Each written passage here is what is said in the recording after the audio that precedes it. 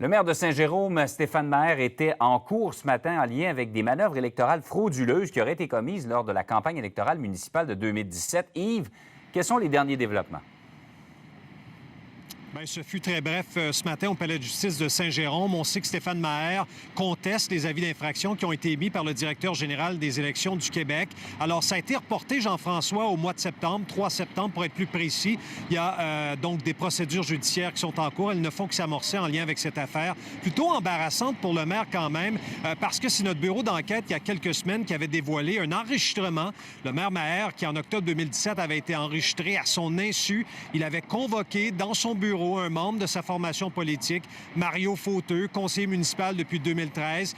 Il aurait donc proposé à ce moment-là à Mario Fauteux de renoncer à sa candidature, de ne pas se présenter à l'élection de novembre 2017. Or, le maire Maher lui proposait en retour un poste prestigieux au sein d'un organisme. Eh bien, le directeur général des élections du Québec, lui, estime que cela est une manœuvre effectivement frauduleuse en regard à la loi qui existe. Il aurait donc tenté d'influencer une personne au regard de sa candidature, ce qui est considéré effectivement, je le répète, comme une manœuvre électorale frauduleuse. Le directeur général des élections, Jean-François, a donc émis 2 constats d'infraction à Stéphane Maher. Et M. Maher, lui, qui clame son innocence en lien avec cette affaire, il a rapidement émis, il y a quelques semaines, un communiqué pour dire qu'en aucun temps, il avait promis des emplois aux conseillers municipaux sortants, Mario Fauteux et André Marion. Alors, ce sont des allégations fausses et mensongères, selon le maire de Saint-Jérôme. Mais je le rappelle, Jean-François, il y a un enregistrement diffusé par nos collègues du bureau d'enquête, Félix Séguin,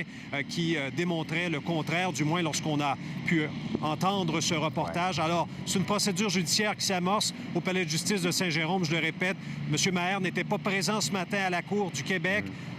Sa cause a été reportée au mois de septembre. Il y a un procès de 5 jours qui est prévu en lien avec cette affaire. Merci, Yves.